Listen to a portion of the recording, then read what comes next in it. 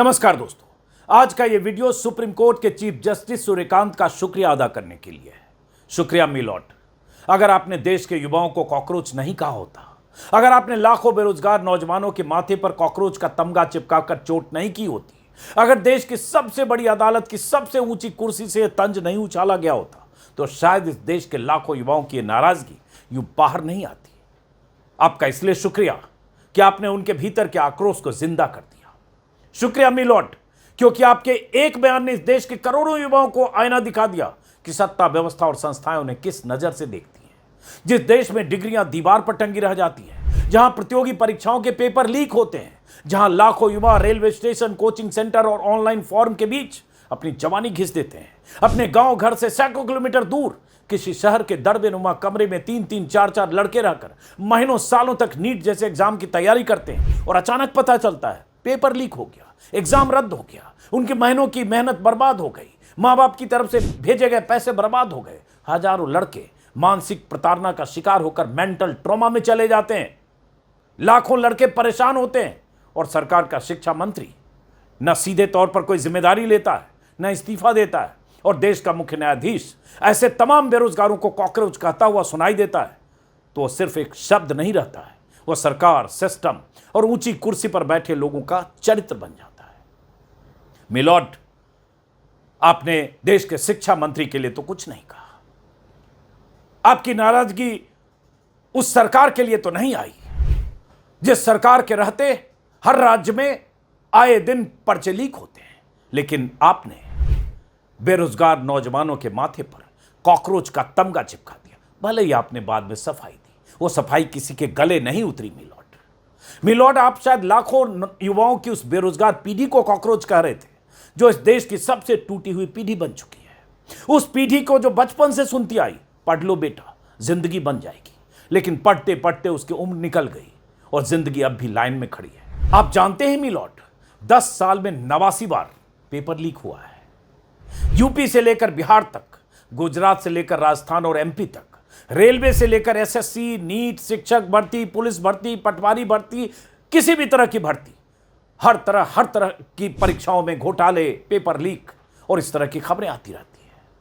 कभी 3-3, 4 साल तक परीक्षाएं नहीं होती, कभी परीक्षा होती है तो रिजल्ट नहीं आता।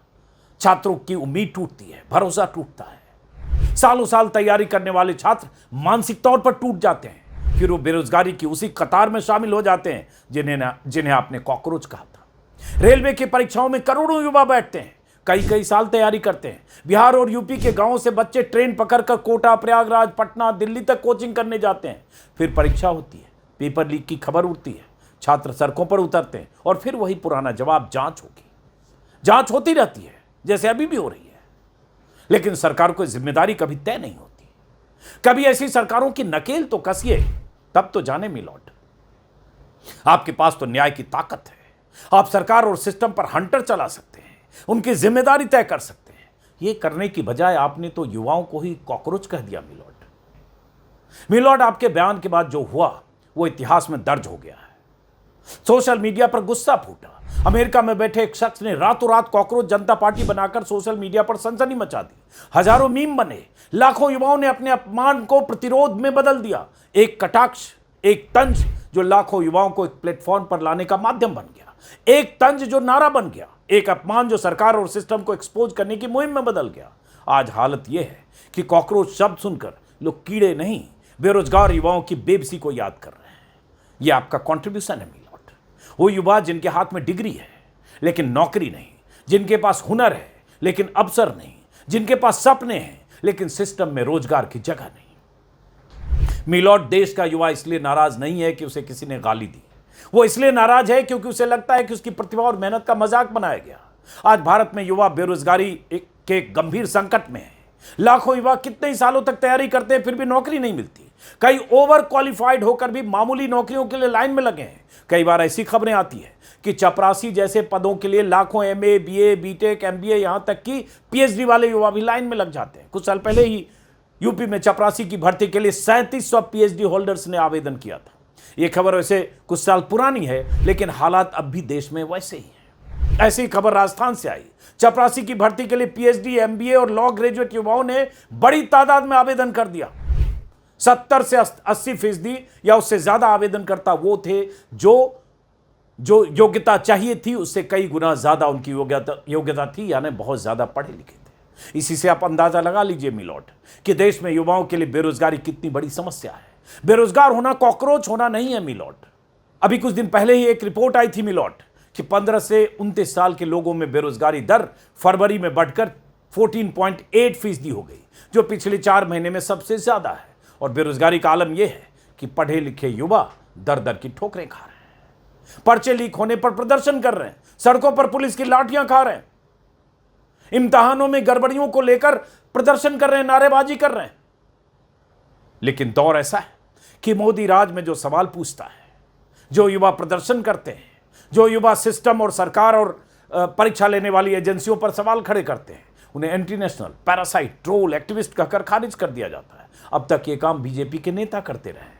अब तो ये सवाल पूछने वाले बेरोजगारों को आपने भी एक्टिविस्ट को और उनको पैरासाइट और कॉकरोच का तमगा देकर अपने जहन का परिचय दे दिया है। मिलॉर्ड, आपने बाद में सफाई दी कि आपका इशारा सभी युवाओं की तरफ नहीं था।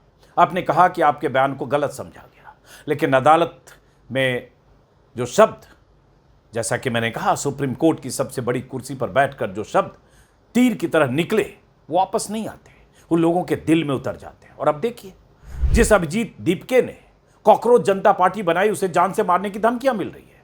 क्या पता कल वही लड़का अपनी सुरक्षा की गुहार लगाकर आपकी अदालत में खड़ा हो। क्या पता वही कॉकरोच आपसे इंसाफ मांग रहा हो। मिलॉर्ड, लोकतंत्र में सवाल पूछना अपराध नहीं होता, बेरोजगार होना शर्म की बात नहीं होती, व्यवस्था से नाराज होना देशद्रोह नहीं होता। इस देश के युवा कॉकरोच नहीं हैं, ये वही बच्चे हैं जिनकी तस्वीरें नेता चुनावी पोस्टर्स में लगाते हैं। वही युवा हैं जिनसे डेमोग्राफिक डिविडेंड के सपने बेचे जाते हैं।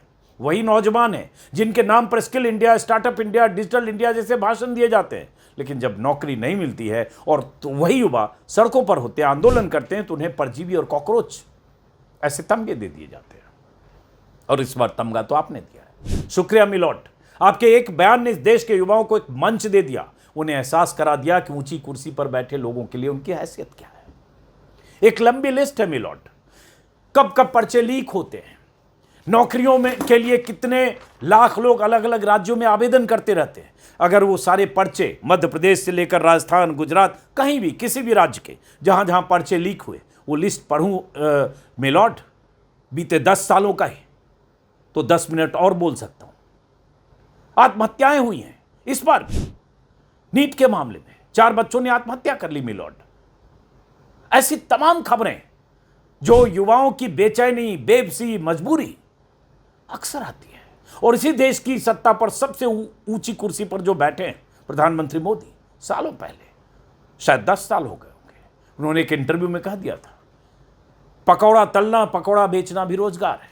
तो सोचिए मिलॉर्ड, MA करके, PhD करके, MPhil करके, BTech करके, तमाम तरह की पढ़ाई करके जो युवा चपरासी में भर्ती होने तक को तैयार है, क्या पकौड़े बेचे?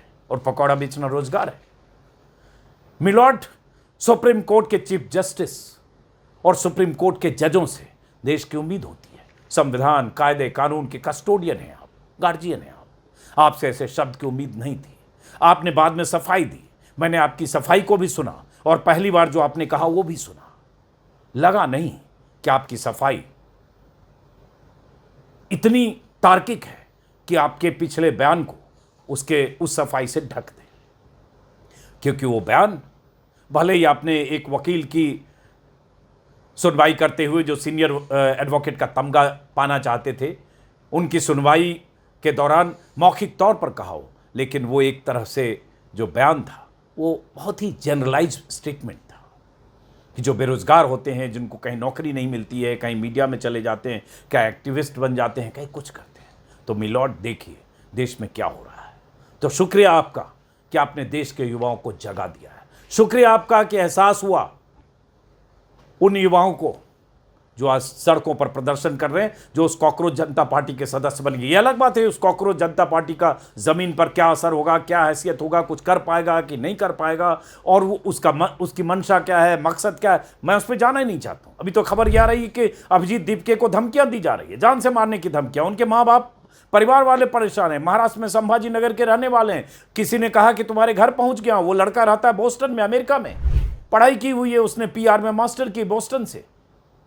वो आम आदमी पार्टी से जुड़ा रहा, किस आम आदमी पार्टी के लिए कम्युनिकेशन विंग में काम करता रहा। वो सारी बातें बेमानी है। सवाल यह उसको धमकियां दी जा रही है। सवाल यह है कि उसने एक आपके इस बयान के बाद एक वेबसाइट बनाई, एक इंस्टाग्राम का हैंडल बनाया, और उसके बाद लगभग 21 मिलियन लोग 5 से 7 दिनों में उसके प्लेटफॉर्म से जुड़ गए।